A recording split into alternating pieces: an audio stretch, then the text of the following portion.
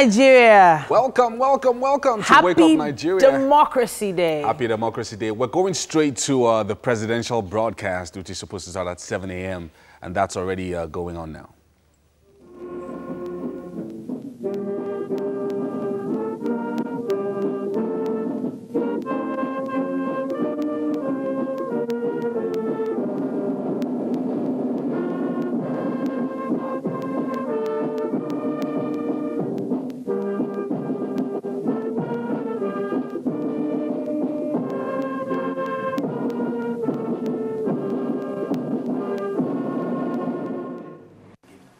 My dear Nigerians, today marks the 19th year of our nascent democracy and the third anniversary of this administration.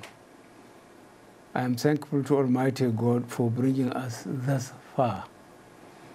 This administration came at a time that Nigerians needed change. The change we promised and the change we continue to deliver. We have faced a lot of challenges on this journey, and Nigerians have stood by us in achieving the three cardinal points of this administration, namely security, corruption, and the economy. The commemoration of this year's Democracy Day is a celebration of freedom, a salute to the resilience and determination of Nigerians, and a recommitment by the government to keep its promise to lead Nigeria into a new era of justice and prosperity. Public safety and security remains the primary duty of this government. Before this administration came into being 3 years ago, Boko Haram held large areas of land spanning several local governments in the northeast. Today, the capacity of the insurgents has been degraded, leading to the re-establishment of authority of government and the release of captives, including happily 106 Chibok and 104 deputy girls, and over 16,000 other persons held by Boko Haram. In order to minimize the impact of the insurgency on internally displaced persons, government has established secure IDP camps and has improved the mechanism for the distribution of basic aid, foods, and essential commodities using various strategies in collaboration with local and international organizations. Efforts are in process for resettlement of IDPs in their home communities by providing schools, hospitals, clinics, water, and sanitation to facilitate a quick return to economic activities. Government is similarly implementing de-radicalization and rehabilitation programs to facilitate sustainable peace and development. The unfortunate incidences of kidnappings, herdsmen and farmers' clashes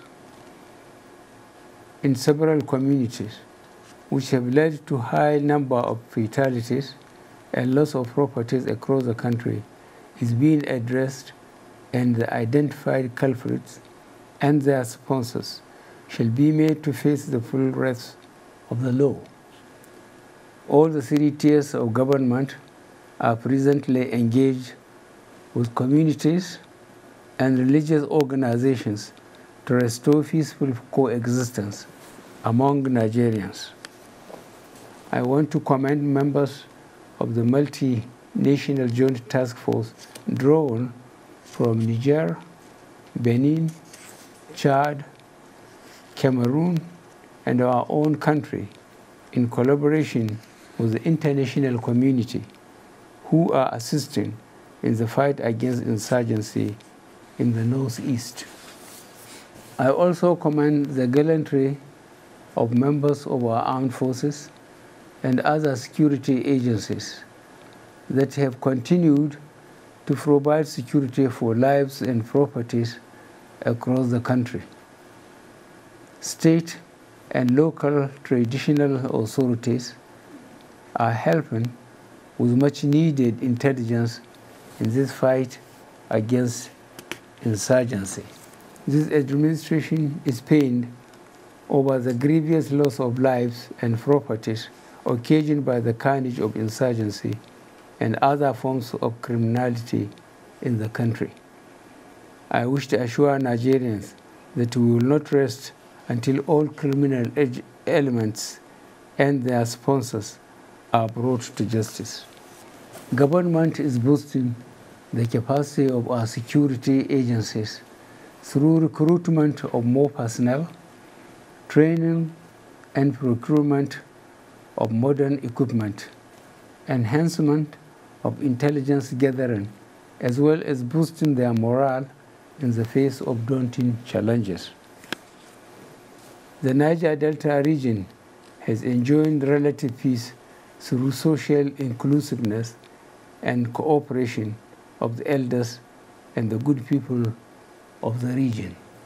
Government is committed to implementing the comprehensive peace, security, and development plan for the region. The environmental cleanup of the region, which commenced with the launch in Bodo, Ogoni, in June 2016, is progressing satisfactorily. Furthermore, farming assets are being revived and investors in cocoa and palm oil plantations are showing serious interest. The second primary object of this administration is to fight corruption headlong. Like I have always said, if we don't kill corruption, corruption will destroy the country. 3 years in this administration, Nigerians and the international community have begun to applaud our policies and determination to fight corruption. We are more than ever before determined to win this war, however hard the road is. I therefore appeal to all well-meaning Nigerians to continue to support us in this fight. Various policy measures already put in place to stem the tide of corrupt practices are yielding remarkable results. Some of these key reform policies include: A, the Treasury single account has realized billions of naira being saved from maintenance fee payable to banks. 200 billion naira has also been saved from elimination of ghost workers in public service. B, the whistleblowing policy has helped to recover over 500 billion naira. C, the Prudential Initiative of Continuous Audit set up was amended to validate controls, assess risks, prevent personal costs, ensure compliance with public financial management reforms, has helped to identify and remove over 52,000 ghost workers from the federal government MDS payroll. The Voluntary Assets and Income Declaration Scheme, aimed at expanding tax education and awareness, has offered the opportunity for tax defaulters to regularize their status in order to enjoy the amnesty of forgiveness on overdue interest, penalties, and the assurance of non-prosecution or subject to tax investigations. The Sovereign Wealth Fund project portfolio has been expanded with an injection of $650 million United States dollars so as to strengthen its investments in local infrastructure, power, health, reconstruction of Abuja-Kano Road, Lagos-Ibadan Expressway, East-West Road, and the Mambila Hydroelectric Power Project, as well as the construction of the second Niger Bridge. The fight against corruption through the Economic and Financial Crimes Commission and the Independent Corrupt Practices and Other Related Offences Commission has resulted in recoveries of billions of naira, as well as forfeiture of various forms of assets. This, alongside other efforts, has improved Nigeria's international image and regional cooperation. We have retained the services of one of the world's leading asset tracing firms to investigate and trace assets globally. This is in addition to the exploitation of provisions of existing treaties, conventions, as well as bilateral agreements with multilateral bodies and nations. Nigeria has also signed mutual legal assistance agreements to ensure that there is no hiding place for fugitives. This administration has therefore focused on revamping the ailing economy it inherited in 2015.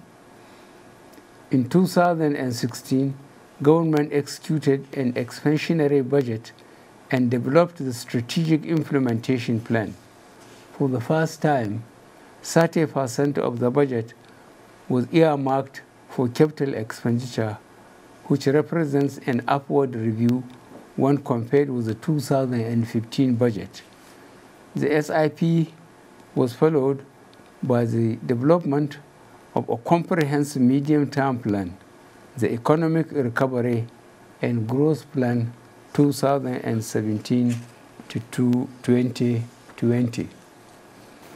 The broad strategic objectives of the Economic Recovery and Growth Plan were to restore and sustain economic growth, build a globally competitive economy, and invest in our people. The implementation of the Economic Recovery and Growth Plan has started yielding results. The National Bureau of Statistics reports that the economy grew by 1.95% in the first quarter 2018, which is a good performance when viewed against minus 0.91% in first quarter 2017 and minus 0.67% in first quarter 2016, respectively. Our foreign reserve has improved significantly to $47.5 billion United States dollars as of May 2018, as against $29.6 billion United States dollars in 2015. The inflationary rate has consistently declined every month since January 2017. Recently, government conducted focus labs in 3 key sectors of the economy, namely agriculture and transport, manufacturing and processing, as well as power and gas. These have yielded significant prospects for investments and job creation to the tune of $22.5 billion United States dollars, with a potential for creating more than 500,000 jobs by 2020. These investment generation initiatives are expected to increase capital inflows in the form of foreign direct investment.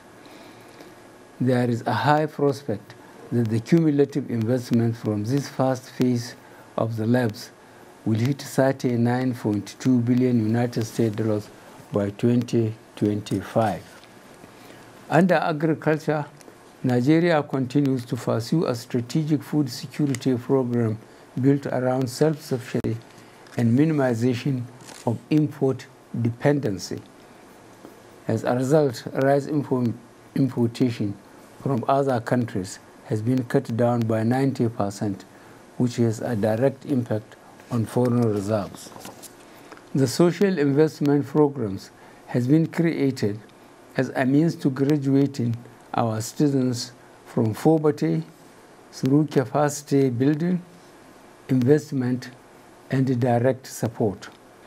The major strategic objective is to restore livelihood, economic opportunities, and sustenance for the poor across the country.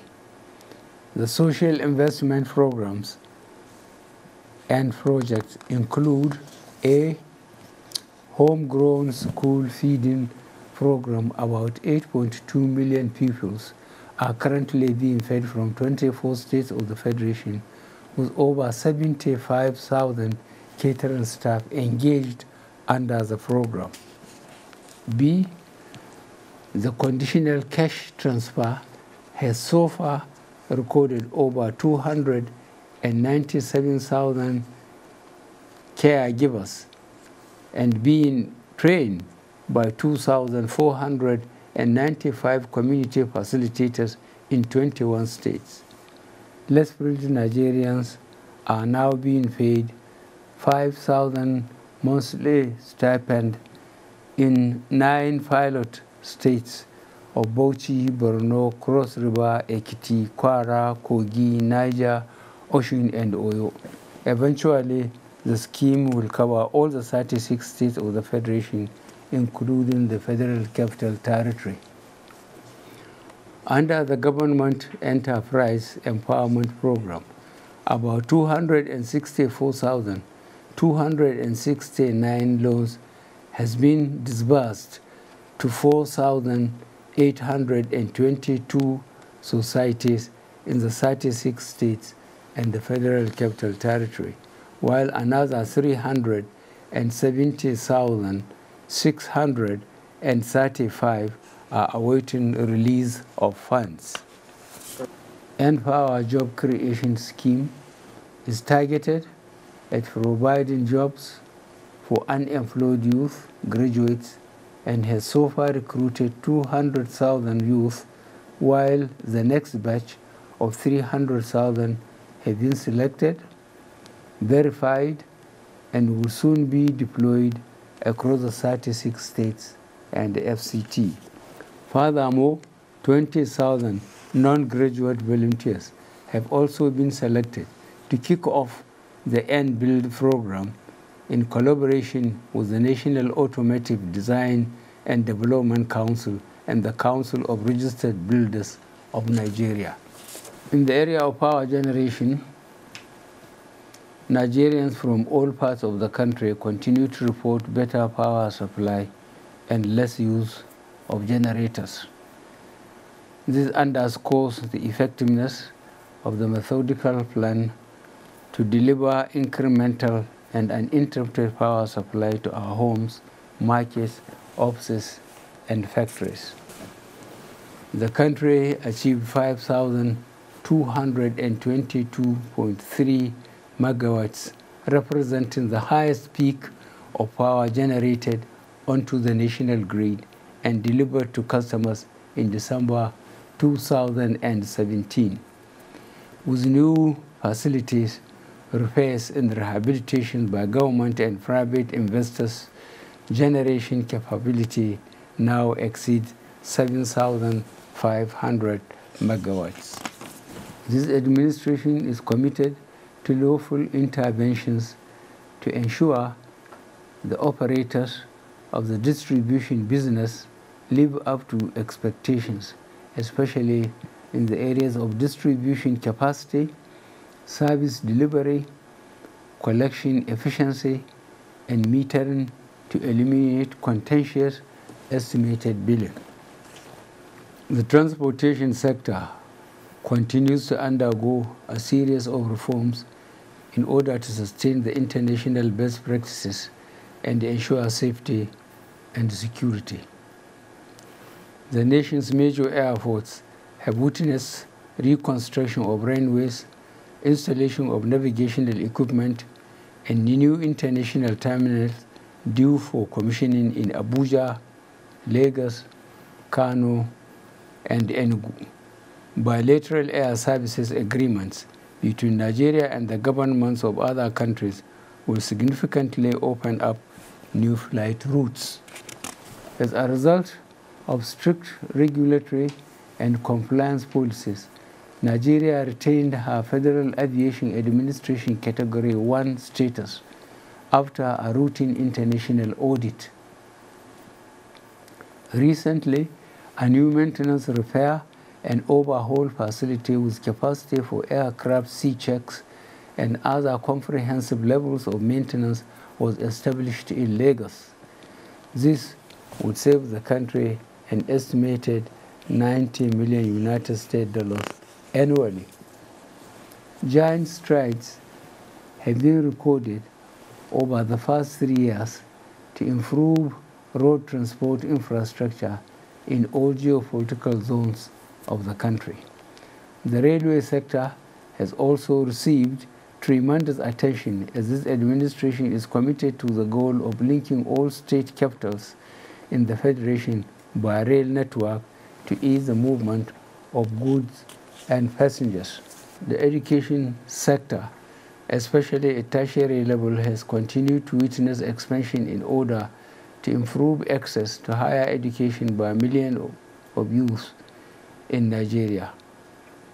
Over the last 3 years, government has approved the establishment of 1 new federal polytechnic, granted licenses for the establishment of 4 state and 14 private-owned universities, as well as 12 private polytechnics.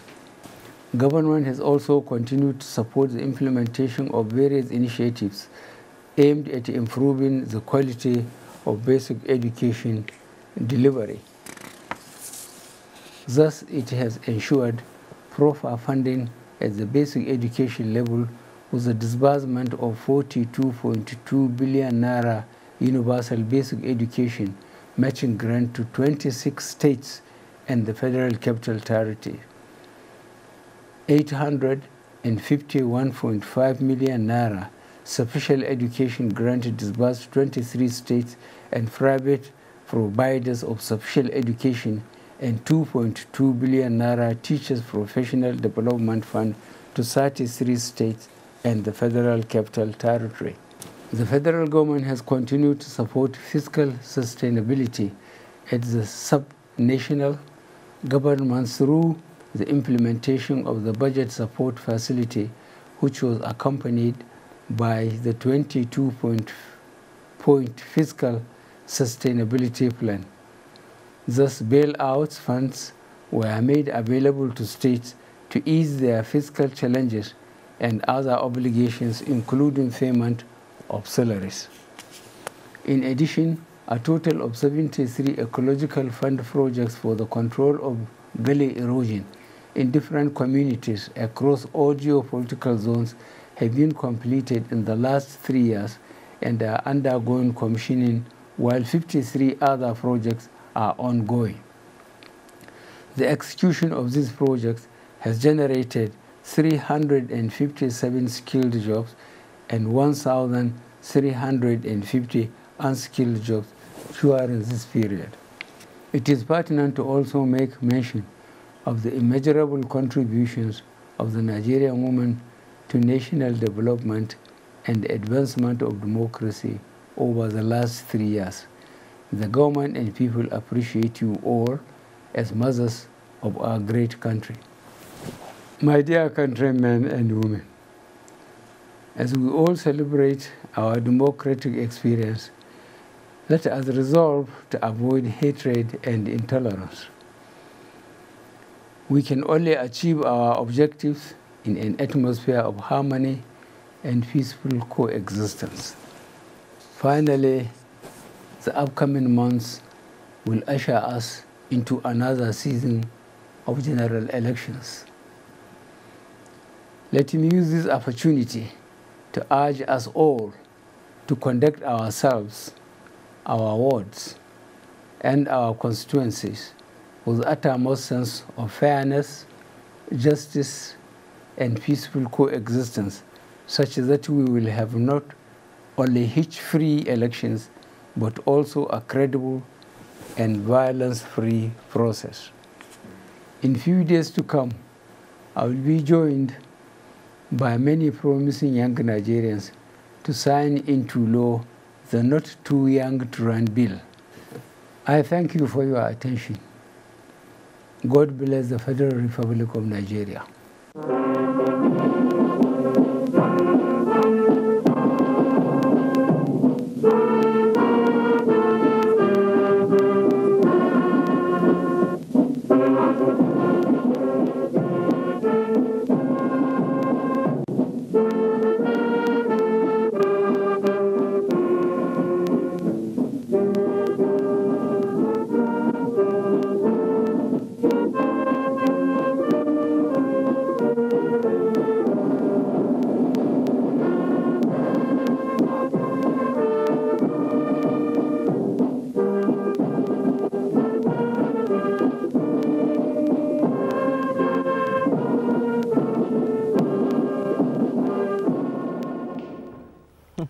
All right. Thank you, Mr. President, for that speech, talking about the achievements of the present administration. If you have any comments on the president's speech, just send it through social media. Yes, we'll probably take them later on. Our handle at TVC Connect with the hashtag WakeUpNigeria. Would love to know what you have to say. We have to rush over for fitness right now. The day continues. Yeah, Ben is on standby for us. Happy Democracy Day and good morning, Nigeria. Welcome to another wonderful practice with yoga. My name is Iwo Akinyoyenu. Today, we're just going to rev up our workout this morning. It's about releasing positive energy, waking up our circulatory system, and getting a great workout. So let's get started. You inhale, lift up, and exhale, fall forward. Take a halfway lift. I'll go by the side so you can see properly. And then step back to high plank. Now, if you cannot do all the way, you cannot go all the way, you just stay here in downward facing dog, or you can come down, upward facing dog, and downward facing dog. So this is sun salutation A. We go up to sun salutation B. Inhale, lift up, and exhale, fall forward. Take a halfway lift and fall forward. Bring your feet together, your toes together, knees together. Sink your hips towards your heels and lift your hands up. Now this is called the chair pose for some stability and focus. And this is all we need right now in the nation, don't we? So sink deeper for 5, 4, 3, 2, 1. Release. Woo. And take a halfway lift. Step back again to high plank. Or you can go to downward dog. Lower to low plank, upward facing dog, and downward facing dog. Walk your feet to your hands. And we're going to take our first warrior pose. So you inhale, exhale, again, halfway lift. Now step back, you know what to do. Lower, upward facing dog, and downward facing dog. Step your right foot forward. Make sure your left foot is facing 10 o'clock. Lengthen your left foot backward, press your right knee over, lift your hands up. For 5, sink deeper. 4, 3, pull your belly button in towards your spine. 2, 1, release, step back. Lower down or go back to downward dog, upward facing dog, and downward facing dog. Now step your left foot forward, warrior 1 on the left. Make sure your right leg is facing 2 o'clock. Lengthen. Press your left knee over your right ankle. Lift up for warrior 1 on the left. Are we not warriors? That's Nigerians. We're strong. Now step back. Lower down. Upward facing dog. Downward facing dog. Walk your feet to your hands. Reach up high mountain pose. Inhale. Bring your hands to your heart center. Bow down and say Namaste. Thank you very much, and over to the kitchen.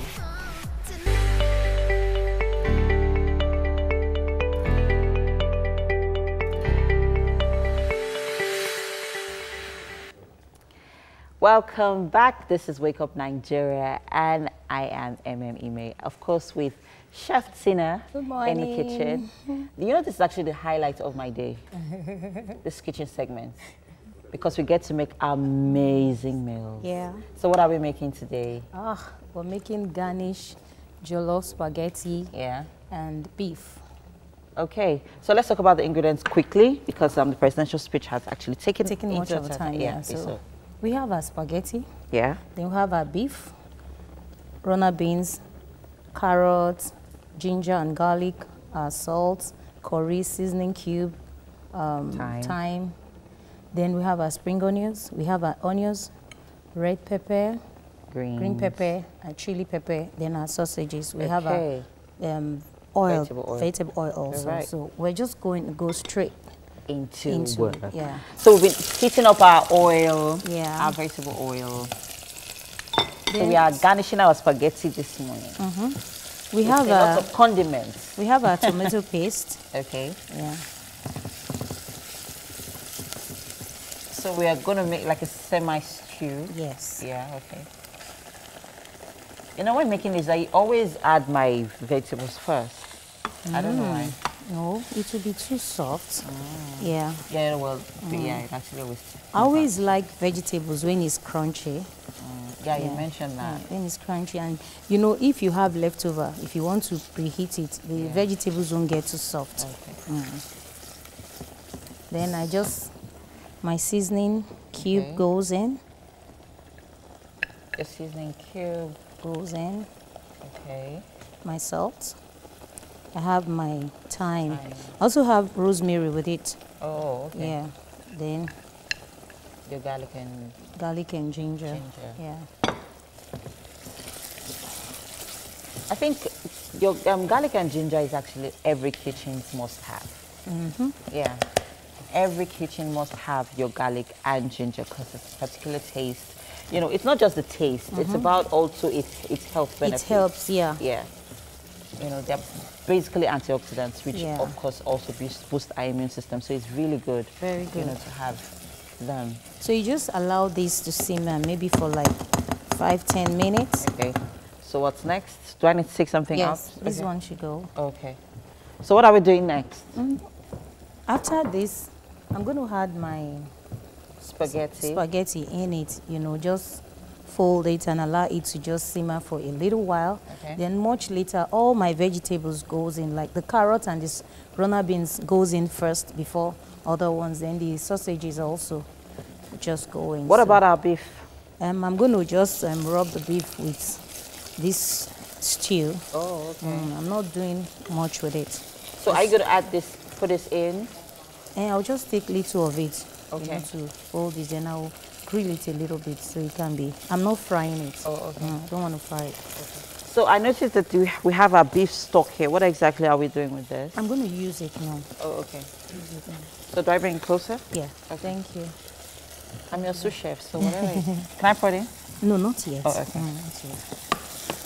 So I'm just going to let this in. Just in case you're just joining us, we are making garnished spaghetti.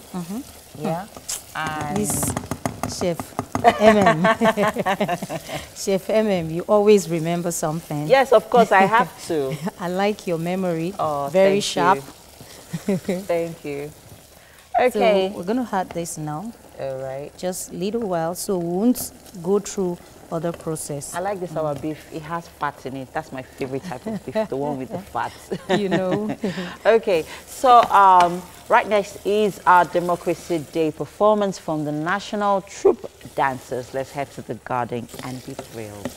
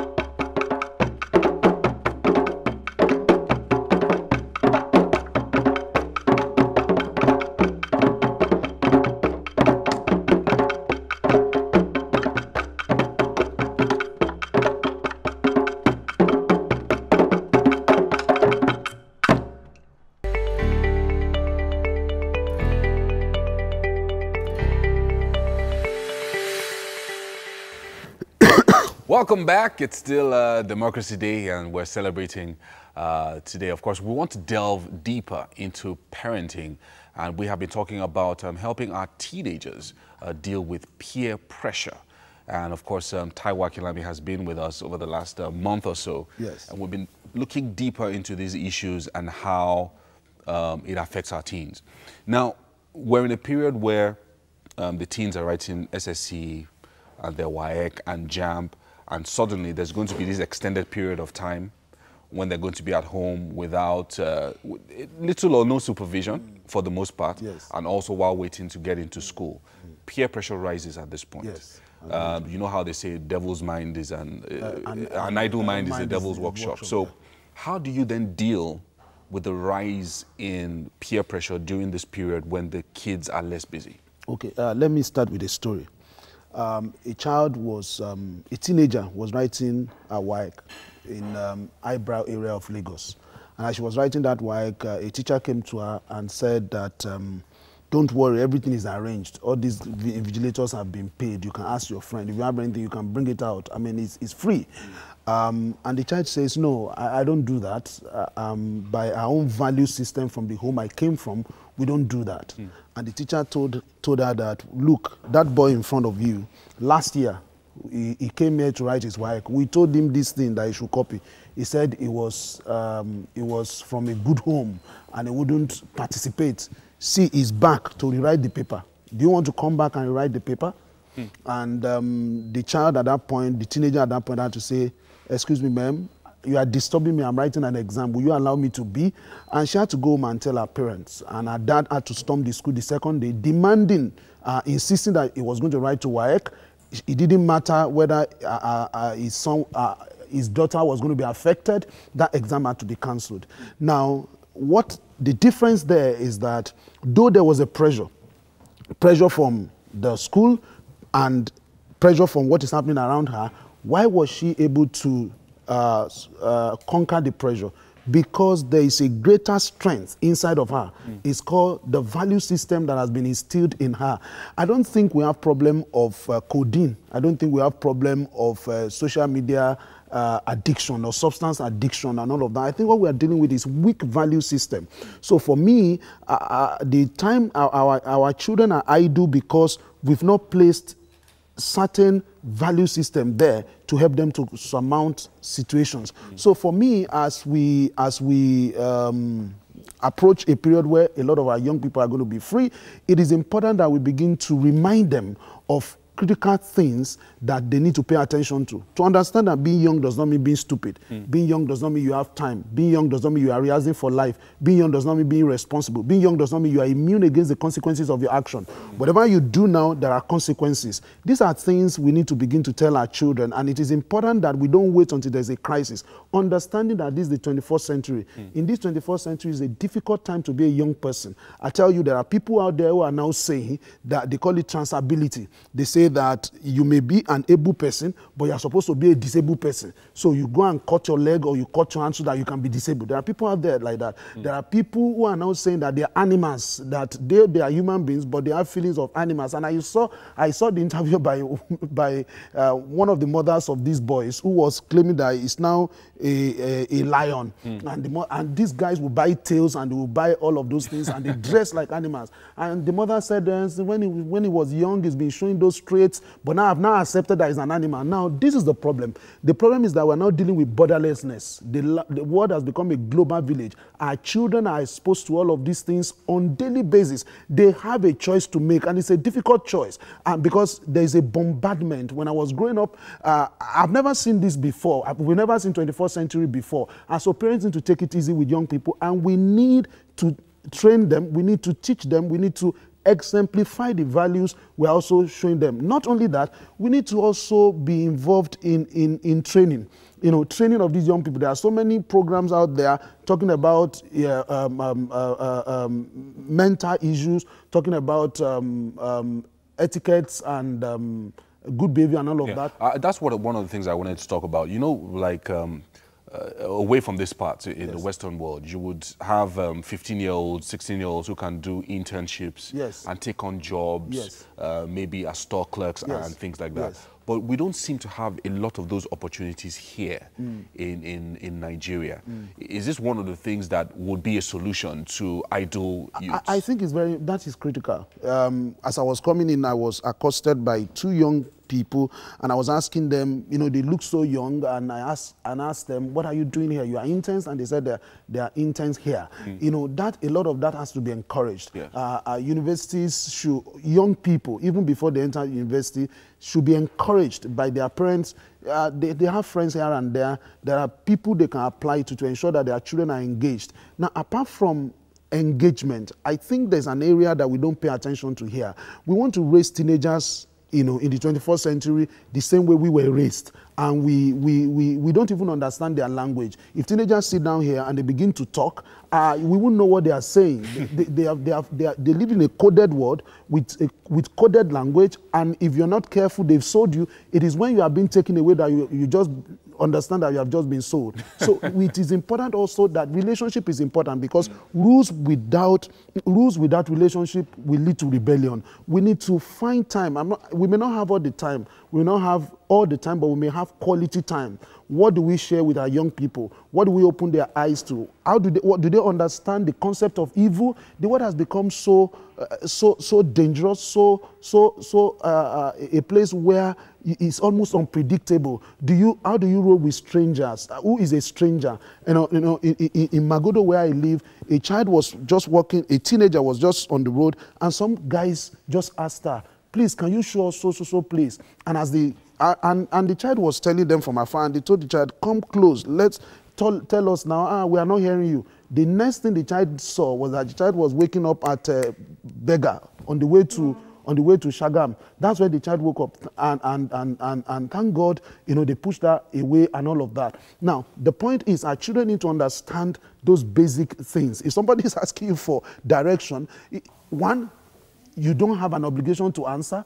And if you are going to answer, you don't need to come close, because you call it, they say that they can't spell. It's not spell. There's a chemical that these kidnappers use, and once you get close and you smell that paper, and you know, you become disoriented. Like chloroform. Yes, chloroform, and you become disoriented and you are taken away. Our children need to understand all of these things. You know, and when you go out with your friends, for example, you don't take a drink that is not opened in your presence. And even when it's opened in your presence, you don't go to the toilet and come back and you continue to take that drink, because that something might have happened. And then when you're talking about on a drink that is open in your presence, when you look at a drink that can be penetrated by needle, it could have been injected, you know, though the open is your presence. So you have to be, young people need to be able to pay attention to all of these things. But unfortunately, our young people don't understand how these things work, and you can't blame them, because most of us don't understand that 21st century is a dangerous century. We are 16 years down the 21st century, and it appears the whole world is collapsing on its head and is standing upside down. So it is important that we begin to empower our young people. That is very, very important. So this matter about a deeper relationship with the young people, and we've talked about this before, in fact, several times. How do you build trust between the parent and the young person? Because sometimes, you know, there's this personality clash. So when the child is a child, you know, you can insist on certain things. But once the child starts becoming a teenager and is growing adults, maybe he's a young boy, but he's getting beards. So already he's beginning to become independent. But how do you continue to ensure that your boy or your girl can trust you as their parent who knows better? I think you sow the seed from childhood. You are not in the life of a child from psychologists say that 80% of the personality of the child is formed between age 0 and 6. Now, you are not in the life of your child as when the child is younger. Then all of a sudden, you show up in teenage age, the child is not going to trust you because the relationship is not there. That relationship has to begin from when the child is young. For example, your child says, I want to go out with you. You tell the child, wait for me, go and bring your shoes. Before the child comes back, you have disappeared. You are destroying trust, because you see, trust is preceded by innocence. You know, why you expect me to come for this program is that you are innocent about who I am. I've shown a a consistent example that made you to believe that I will come.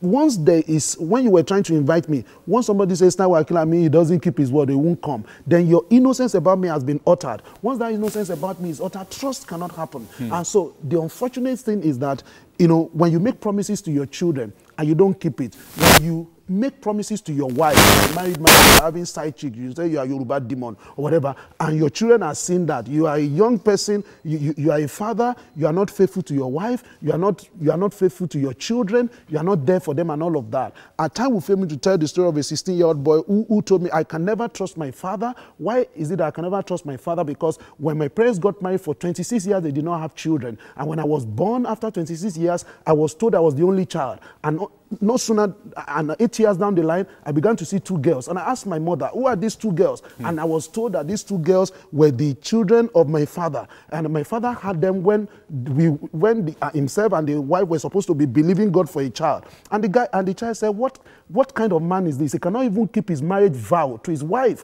How do I trust him? I told the young man, I said, well, you can't live your life in the error of your dad. If you continue to live your life in the error of your dad, then you're going to find yourself making the same mistake that your dad made. Now, that kind of child, how does he come to trust the father? And his own commitment is that my commitment is to oppose my father. When my father wants me to go right, I must go left. Yep. And so those are fundamental issues. What example are we showing to our children? So that has to be a commitment. We have to recognize that a little one is following us, young people are following us. An example is the most critical thing. Whatever we don't like in our children today, we're the one who put it there. And when we are tired, we are going to remove it. And how do we remove it? We remove it by showing another example that is different from the one that we have been showing. Well, thank you so much. We'll have to stop it there. It's been an absolutely amazing month of you taking us through, these things with our children and ensuring that we build trust with our kids. Well, we hope you learned a thing or two from that. And Taiwo Akinlami is fantastic and phenomenal. We've had a great month.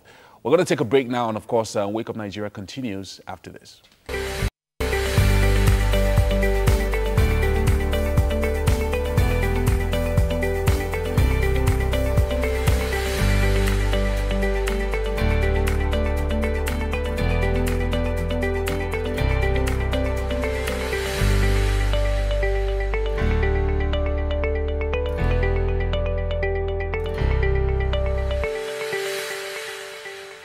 Hello and good morning. A beautiful morning to you. Yeah, happy Democracy Day. It's Wake Up Nigeria. We are glad to be spending another day with you.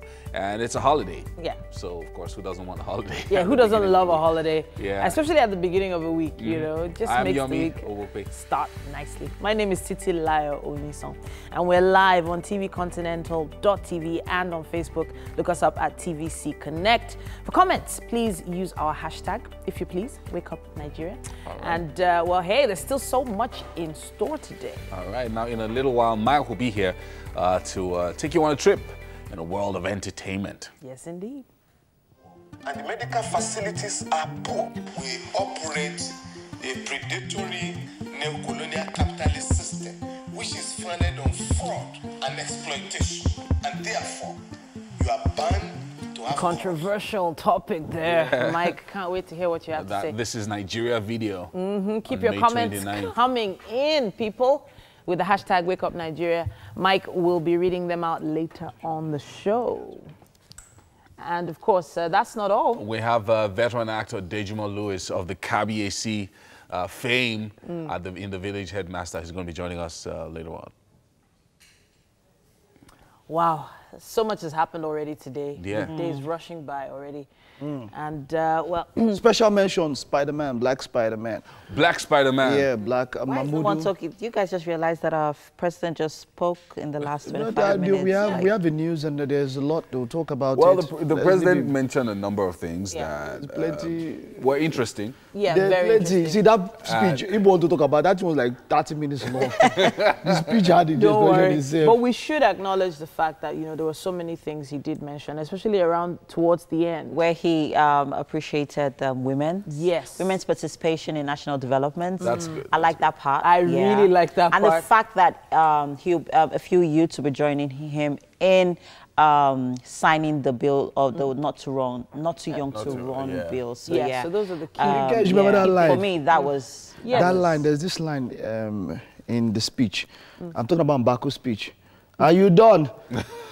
You remember, you guys see Black Panther, right? You see all seen Black Panther. The guy goes, "Are you done? Are you finished?" Are you really refusing to acknowledge? No, let me use the accent. Are you done? Okay, no, he goes first. No, he actually yawned. Yeah. Are you done? You're not serious. So Mike, you're yawning. I actually thought the guy was Nigerian. I looked out for his name after the movie. But he did a very good impression. Yeah. He had that movie. That guy was too much. You know, so so we're talking about the Black Spider-Man. Yeah, Mamoudou the fact Gassama. that a gentleman just 2 days ago or so was rescued a baby. Yeah, he climbed four flights, or rather not 4 flights, 4 stories off the side of a building to catch flight a baby. Is okay, 4 flights is okay. No, we understand. No, flights is staircase. But it was interesting to note that, you know, he was acknowledged by the French French president. Yes. Yeah. And he's going to be getting his citizenship. You know, if you're an accolade. Okay, we have to go to the news now. Yeah. Nifemi is going to be taking the news for the first time. Welcome, Nifemi. Hi guys, good morning to you and happy Democracy Day. Nigeria's President Muhammadu Buhari has addressed Nigerians as the country marks Democracy Day 2018. The president in a speech earlier today stated that he's encouraging Nigerians to continue to be law-abiding. In Taraba State, a Catholic seminary has been closed for a week after an attack by suspected killer headsman. A priest was shot in the leg and 2 others beaten up by suspected headsmen in Jalingo. Some students were also injured after the attackers invaded the Catholic seminary, destroying property and cars within the premises. Evaristos Bassi, who's the director of Caritas Nigeria, an agency of the Catholic Church and spokesman of the State Police Command, have confirmed the attack. The injured are receiving treatment at the Federal Medical Center in the state. Lagos State government is set now to arraign one Udemel Dibi for allegedly killing her husband, Otiko Dibi, and mutilating his corpse. The State Attorney General and Commissioner for Justice Adeniji Kazim says the allegations against her have been investigated. Odibi could face the death penalty if convicted. To commemorate Children's Day, a group of individuals organized a program to sensitize children and parents on child molestation. School children and parents around Oshodi local government area gathered to learn about the topic, hear stories of sexual abuse survivors, and also get educated on what to do in a case of child molestation. The convener of the program, Queen Iyemide Shola Shitu, said children must be protected by educating them about sexual abuse and encouraging them to speak up in any case. Every child has a right. Every child has a right to make a decision. Everybody has the right to make a decision to when they want something to happen to them. Don't take their childhood away from them. You know, see kids, they can't even play amongst their peers because they have fear. They can't relate. They can't speak out because someone took their childhood away from them. We shouldn't do that. Some mothers are very careless with their children. Very, very careless. Very careless. So it is all we're just targeting, all of them. The parents, the society, the kids. And that's the news today, so let's take a look at today's weather forecast.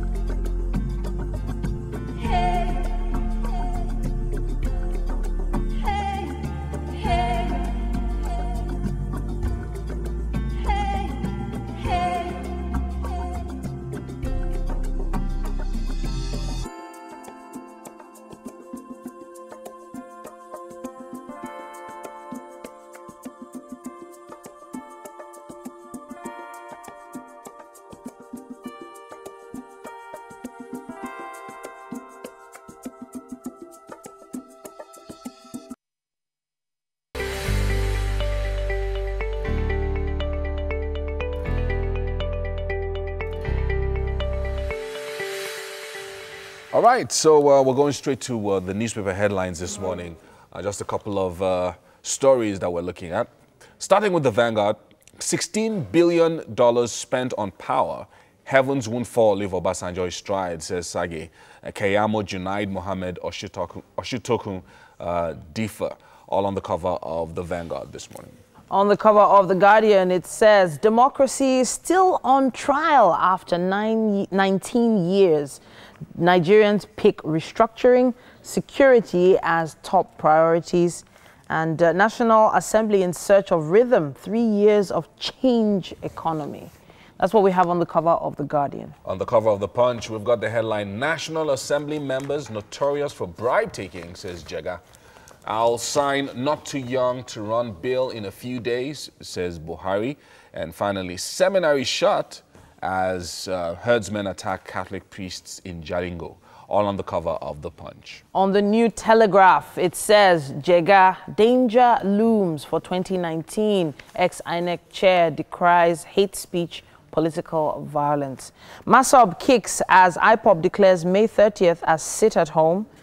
It also says here, federal government states squander $670 million security votes annually. That's on the New Telegraph. All right, on the cover of The Nation, we've got the headline, Buhari, there'll be prosperity. We have also the full text of the President's Democracy Day broadcast on page 45 of The Nation. And Emefiele, don't buy dollar above 360 naira. And finally, EFCC secures 603 convictions in 5 years. All on the cover of The Nation. The Nigerian Tribune says 2019 elections showing danger signs, according to Jega. Security votes fuel corruption in Nigeria, according to Transparency International. 19 years of civilian rule. Front page comment there. That's what we have on the Nigerian Tribune. And then finally, we've got the Daily Sun. And the headline, gunmen sack seminary, shoot priest. Wow. And Biafra, IPOB storms Onitsha, mobilizes for sit at home. And then CAF president lays foundation stone for Real Madrid Football Academy in Rivers. All on the cover of the Daily Sun. And that's all we have time for on the newspaper headlines for this morning. Of course, shortly after this, Mike will be giving us the scoop on the happenings in the world of entertainment. I think he's on standby already for us. Hey, Mike. Hey, hey. Okay. All right. We've got some serious stuff to talk this morning and also still entertaining anyways. And I've got Harry, the man. How you doing? Great vibes. Yes, great vibes only. All right. All right, so let's vibe to some stories, but then let's kick off with Wizkid. He made history on Saturday night. Yes, at Afro Republic in the UK, selling out the O2 Arena, 20,000 people. Cheering his name, singing his music. And it was quite big. Yeah, it was quite big because that was the same night. It was the Champions League final. Yes. So, and we know that the UK is it's a footballing nation. It's a huge hub for football. You understand? So you'd imagine that they would be trying to focus on that. But this is Wizkid, first of all. He's one of the biggest African entertainers, you know, of this generation. Also, I imagine that if I'm going to be living in the UK, I don't get to see Wizkid as often as people in Nigeria. So any opportunity I get, we don't get to see me here. Like, I would come out. Is Wizkid us? No, I mean he shows up at concerts, he performs, you know. Yeah, so it was massive, pretty phenomenal, and you know Malik Berry also opened up, Mr. Easy, Tiwa Savage, exactly, techno. It was really amazing. Yeah. Massive. The crowds were amazing. I mean, look at this particular shot. Yeah, come on, man, beautiful, and you know. I mean, Harry, if you were there, how do you feel? Just raising up your hands to this kind of people. Well, I would be very excited to be there, you know, and then you know he suddenly, you know. Did he confirm he was dating Tiwa Savage, called her, you know, Wizkid and Tiwa, maybe it's all up. Maybe Tiwa, our sister. Maybe it's all for the uptakes and it's all for, you know, for conversation, you know. But so they are adults, man. So they are adults, they can do what they want. Yes, but it was a great feat. Congratulations to Wizkid and the Afro Republic organizers. Great one. All right, moving on from that. Now, it's been the trending topic in Nigerian entertainment scene for, you know, over the last few days. Fouls, the bad guy, this is Nigeria video. This is Nigeria is, you know, hitting 1 million views in any second now, you know, and the video is, it's one of, and Fouls, you know, can admit that none of his singles has gone that far. In a short period of time. In a short period of time. You know, so there's that one. But yeah, the video is, it's a cover of Childish Gambino's This is America. Okay. And like This is America, it's handles social commentary on the issues facing Nigeria, from the Chibok girls' abduction to the Fulani herdsmen crisis to religion to... What are your thoughts? What are your thoughts about the video? What do you think? Now, a number of people have criticized the video. Of course, it's a cover, so you shouldn't be criticizing the originality. Fouls even did a video saying that, I mean, I know it's... I mean, are you telling me I don't know that it's a cover? It's Childish Gambino's This is America. Yeah. So I mean, it's a cover. I don't think anybody should be expecting that, you know, it should be any different, you know, because other covers on YouTube. I saw a particular social media critic, a very popular one, who gave originality 7. I was like, look, for a cover, originality is not amongst the... it's not. It's not among the parameters to judge. So originality 0. But every other thing. What did you think about the video? I thought it was very brilliant. I thought that all the pictures were accurate. I love how the camera movements, how he, you know, moved. My only issue, and I think it's not really an issue, to be honest, it was that I just felt like the very first line, or the very first few lines, I hoped it was going to be harder and, you know, going to be more punchier. But generally, it was very good. It touched on all issues that every Nigerian can relate to, and I think that's what made it very... All right, I think I also agree, considering that it was a cover and he was trying to, you know, talk about societal ills and all of that. Kudos, great one to him in such a short time. But then the video, for me, the video looked rushed. Like, I feel like if he had more time, if he had spent more time, he might have brought out more issues in, okay, for instance, look at the issue, okay, like, look at the BB Niger check and all of that. And then moving on, like, what was he putting up? I was expecting to see maybe the check of something, maybe like an educational show that, you know, like a contrast, something like that. And then the second one, the one that really got me, you mentioned it earlier, was having a Fulani, someone who was dressed in a Fulani costume, who was about to behead somebody. It was a little bit touchy, dicey there. It reflected a kind of... But it's the situation of things. So that's the thing about art. Art that is going to be that has to do with commentary. It's not going to be nice to see. It's not going to be sitting. It's going to have to touch a nerve. That's what the video did. We really need to talk about this. I'm thinking that we should have a part 2 about this. we're just lost for time. But there's so much. But then thank you very much. For coming. Thank you very much. I guess we might just continue this. Okay? All right, so it's still Wake Up Nigeria. There's so much to talk about. But then, hey, come on. MM is not yet ready in the kitchen, and Chef Tina, let them get there. Still trying to get the food ready. So let's talk about Morgan Freeman. Morgan Freeman, Morgan Freeman has been accused of sexual assault, as it were. Harassment, actually. Harassment, not assault. Okay, but from what we see, it seems it is just verbal, because people have gotten a wrong notion thinking that it is physical. No, it's not physical. Harassment. It's just verbal. Yes, verbal. What's the story there? What had happened was Chloe Mellers, who is a reporter for CNN, had gone to do a press junket for his movie Going Out in Style that he did with, when it was about, it's a movie that came out not long ago, and she was pregnant at the time, and then during that period, she felt like he made inappropriate remarks towards her about her pregnancy. He said that she was ripe, and said that he wished that he was there. I wish I was there. Basically, that's what he said. Yeah. And so for her, she told her bosses, and then she started to digging in. She started asking questions to fellow entertainment journalists. Okay, fine. What's up now? I heard you reported this issue, that this film that he did. What happened? And then people started talking about their experiences with him. Exactly. So she has 16 people spoke about witnessing, him sexually harassing other women. Verbally. And then sexual harassment is verbal. I would have loved us to listen to exactly what she had to say, because she played the video, and then let you be the judge. Listen to this. And so I've never done it again. For 50 years, I've never done it. You've learned your lesson. I learned my lesson. Boy, do I wish I was there. This movie is, as you see, that was quick right there, but there were other comments made to me by...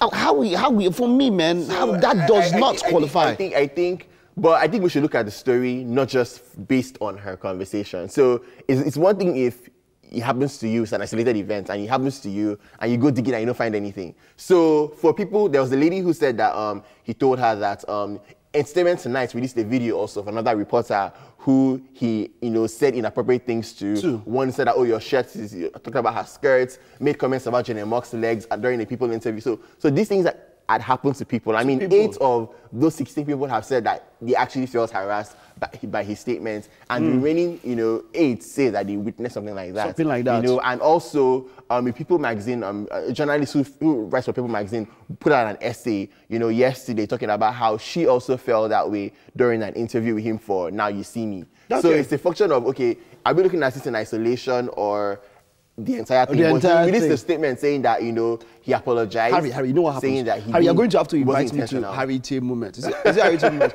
And we'll talk about this on our social media handles. We'll do more of this. Okay, We have to leave now. We have to leave now. No problem. Of course, it's still Wake Up Nigeria. Don't go anywhere. We will take a short break. And when we get back, MM is now ready. And of course, Chef Tina, we'll see how far they've gone in the kitchen.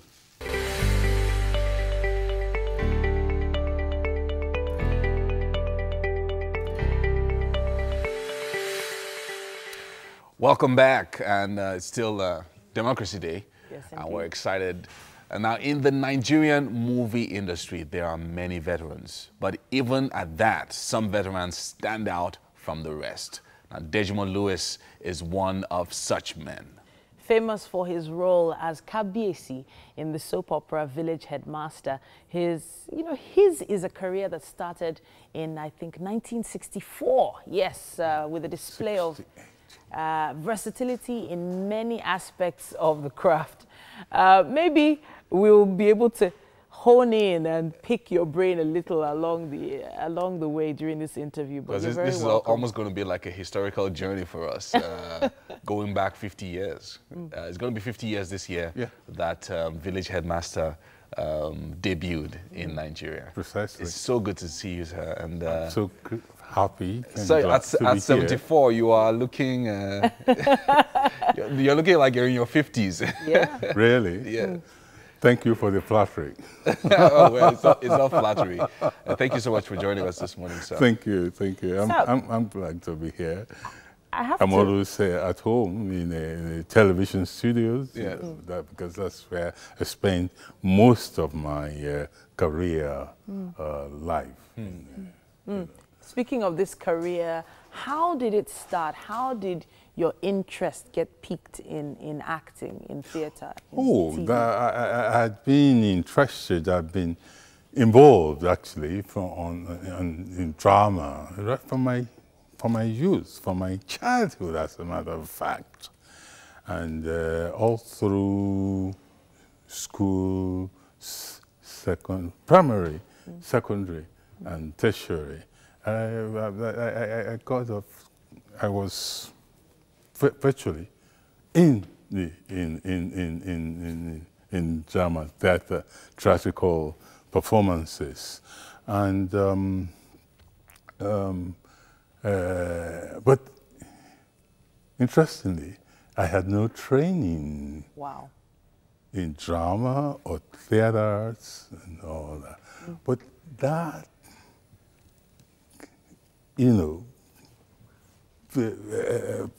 process from my childhood to the time I joined Village Headmaster, was kind of training for me. Okay. And so I consider myself to be self-made in drama. And that's not what I studied in the university, in this seminary, because I was going to be a Catholic priest earlier. And then, but I feel very fulfilled today, because first of all, it's teledrama that has given me my fame, my popularity, and to the extent that I even have been awarded a fellowship of the theatre arts. In fact, it so happens that I am the first Nigerian to be so Honored. Congratulations on that. So when you look at the last 50 years and how you became Kabiesi of village headmaster, tell us about the role and how you were so able to embody that role for over 20 years as Kabiesi, because, you know, it's not a role you just give anyone. There has to be that voice, that courage, and all of that, all of the things that go into it. And tell us about that role and how you were able to hold it for such a long time.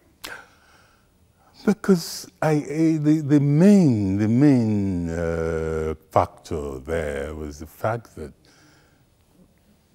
as said before, you know, I developed, you know, the idea of getting into character, of developing a character, you know, in any drama show, any drama program, and so I had to.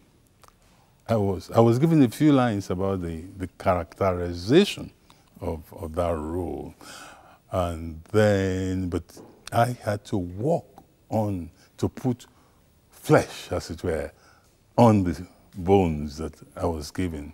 And I actually put together in that role 3 personalities. One was my father, because that's where I got his swagger from. Yeah, that's Kabiesi's swag, with the agbada and everything. And then, one of them was your father? Yes. Who were the other 2 characters? Sage Awolowo, you know, because as learned as he was, our great Awolowo was, you know, in delivery of the English language. He talks like, you know, typical local people, you know. And this is a man who actually studied abroad, you know. And so that's where I got the, I took the, I wanted the way I talk well. Yeah. I want to be more people. And, and that form. And then the 3rd person was an in-law of mine, who was from Shaki. Another person who actually studied abroad. Okay. But it was from him that I got the icon for can or cannot. Yeah. Okay. So I put those things together. Because these are things that we grew up with. I mean, it was for anyone who wanted, because I did a little bit of theater in university, and for anyone who wanted to do anything that had to do with theater, once they say you are the Oba, you had to do it like Lewis, because that was your only reference point in looking like a king in a stage play. But and sir, that's what we did. I have to ask, did it ever feel like it had a weight? Did it feel like it was too heavy for you to carry at some point? Because we're talking about from 1968 to about 1988, 89. It was still going 88, on. 89. Yes. So it was a very heavy role. Did you ever feel like maybe you couldn't come out of that role at any point? Oh, no, never. I mean, like I said, you know, you get into a character, and the roles usually that you play on television, drama, movies, it's not just yourself. Okay. It's another character altogether. So you get, you know, you learn about being in character in that particular setting. And that's it. And since I did my the basic work so well, it was easy for me to carry it all through. Okay. One of the things that you've also said, I mean, you have of course already also observed the progression between that 88 and 2018 that we're in now. It's 30 years, and there's been a lot of changes. New producers have come up, new directors. But one of the things that you have you've expressed joy at seeing a lot of changes and development, but you've also expressed a little bit of reservations about certain things, of course, including the name the title Nollywood? I'm totally averse to that title. And tell us why you thought that that's not the right kind of name or title to give to the whole movie industry. Simple. It's this colonial mentality that we have imbibed and we exhibit up to today, you know, that is what happens abroad, particularly in the Western countries, that are models and ideals for us. So there is Hollywood in America, and so it has to be Nollywood in Nigeria. And in America, there is a physical environment that is called Nollywood, which was the cradle of movie making in America. Where is... You mean it's a physical place? A physical place. Okay. Where is Nollywood in Nigeria? As a physical position. So is this colonial mentality that we carry forward and aping whatever happens or whatever the white foreigners do that we think is ideal, right for us? No. Okay. It has to be meaningful. What Hollywood is meaningful for them because they have a place. But here, so, and then I studied Latin. Nolly, that's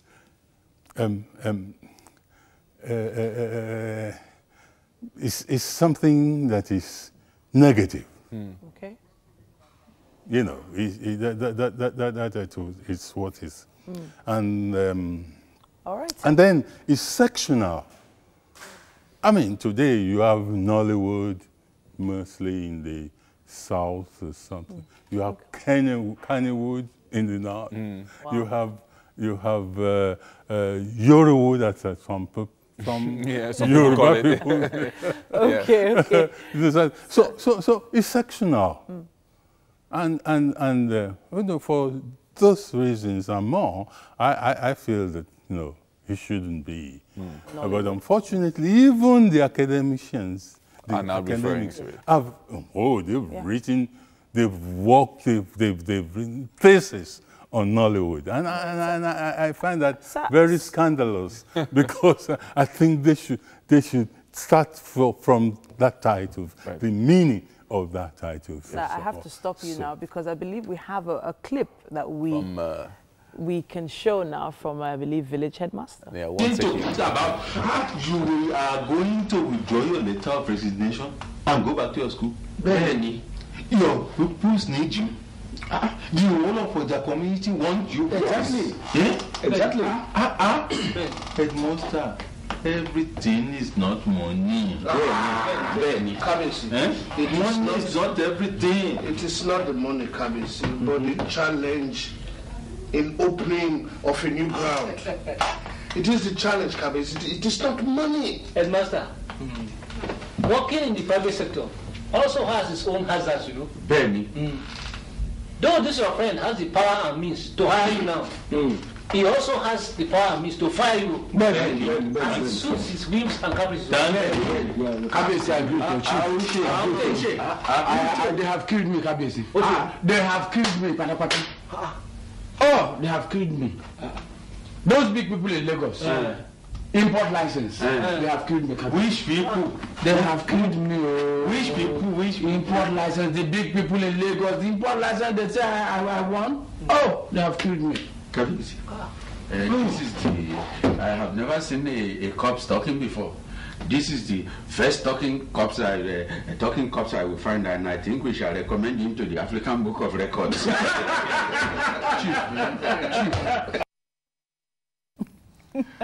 All right. Kabisi, food is ready, sir. Yes, sir. Really? So while we're watching that clip, we brought Kabisi to the kitchen. Yes. Which is very unusual. Very unusual, bringing him to the kitchen. This is really interesting. Yes. Because I didn't have breakfast before I came in. Yes. So and it's so gracious of you Okay. Thank you, sir. So this is Chef Tina. The chef and the sous chef, actually. Sous chef. You're also a chef. Thank you very much for this. You're welcome, sir. So Chef Tina, I actually made garnish jollof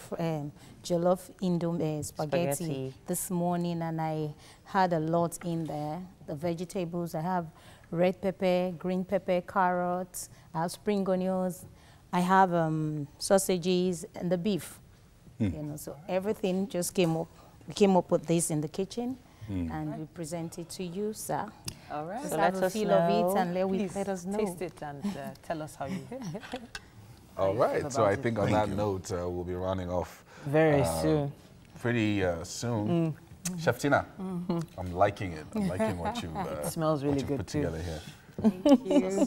Why is the Mike's area empty? Wait, calm down, Uncle. what do you think, sir? What do you think, sir? What do you think, sir? Delicious. Oh.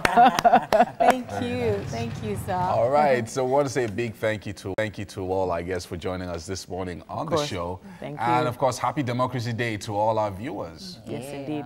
Make sure you have a great day.